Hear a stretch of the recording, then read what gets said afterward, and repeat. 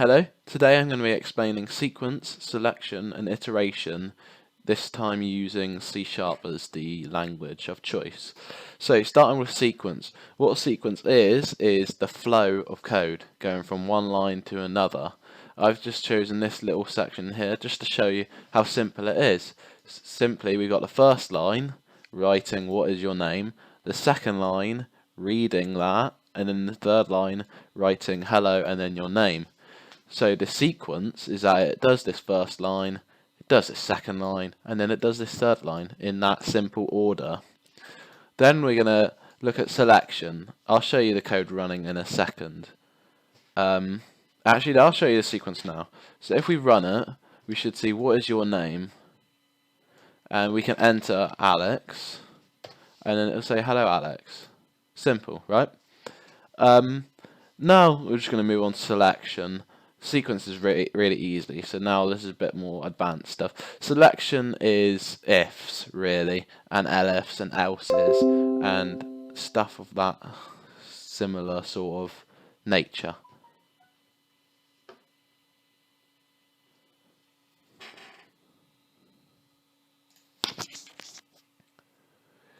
So what this one is doing is it's saying if your name is equal to Alex, it will write that's my favourite name.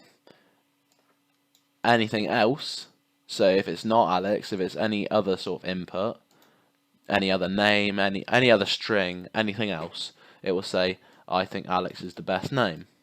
And then I've just put a little sleep thing in here just so it doesn't go on to iteration straight away. That's sort of irrelevant to the point. That's nothing to do with selection. So this is the simple selection. That's all it is really. It's just checking to see what your input is. So let's just run that, shall we? Let's put my name in. It's Alex. That's my favourite name. So if we put in that, it will say that. If we put in exactly what I put there, it should say that's my favourite name. However, let's put something else. Let's think of a different name. Tom. Hello, Tom. I think Alex is the best name. So, simple. Quite self-centered as well. Thread.sleep, just sleeping again, just so that there's a bit of time before iteration starts. Now, iteration comes in two main forms, a while and a for. Iteration basically just means repeating code, and that's what this does. I've got two examples, the for and the in and the while, sorry. They're both doing the same thing. It's going to count up to 10 and then stop. The while, as you can see, there's quite a bit more to it than the for.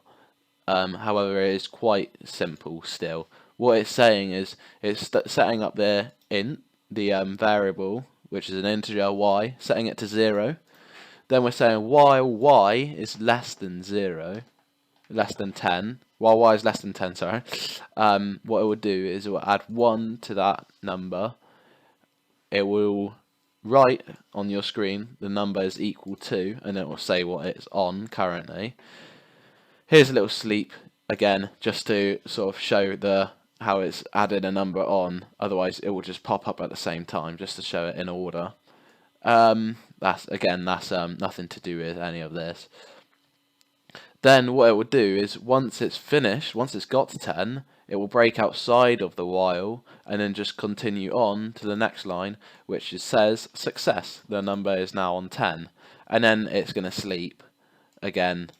That's not to do with anything. That's just waiting to do the for. So let's show the for, and I'll show you how this simple little bit is the same as all of this.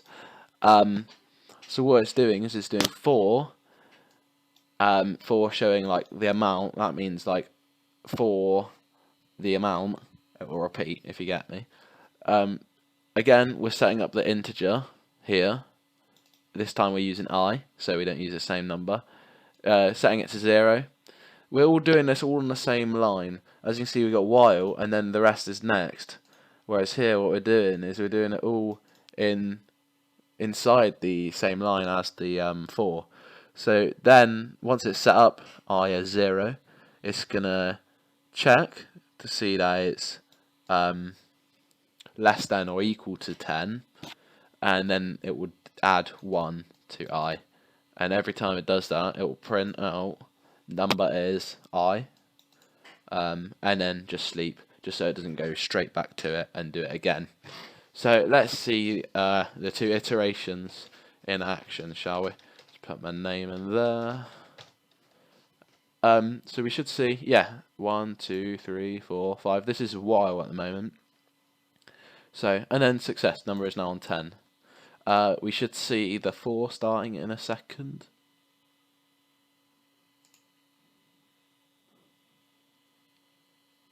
Oh, it's taking its time. Oh, there we go. Yeah, so exactly the same thing.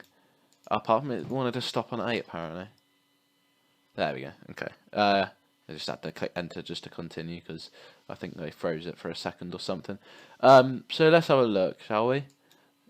All it's doing is printing number is on Y and just keeps putting that number in. 1, 2, 3, and then it gets to 10, and then we got that printing it off, and then we're doing the exact same thing here. However, I didn't put this in here. However, that's really easy to do. We're just going to need to copy this line and then just pop that below. Success. The second number is now on 10. So let's see if that works. Oh, I'm sure it will. Let's try a different name. Shout out Jordan.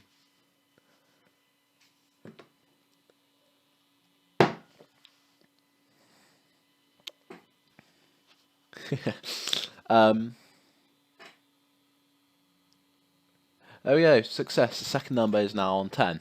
So there we go. There's sequence selection and iteration in a very simple form. It gets much more advanced than that. Of course, you might have nested iteration. You might have a for inside a while. You might have massive ifs. Again, nested ifs. elifs, lots of different stuff with selection. However, one thing about sequencing is that just about everything in code is sequencing. Here we see sequencing because it says that.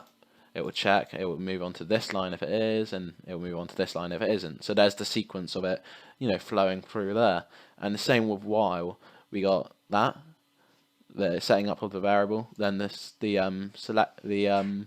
sequence will flow onto the while, and then into the while, and then it will just keep flowing through the while, which again is the sequence. It's just repeating itself over and over again. So there we go. That's sequence selection and iteration in its most basic form. Obviously this isn't much code, and it's probably not the most efficient. However, it does a good job at showing it. Thank you.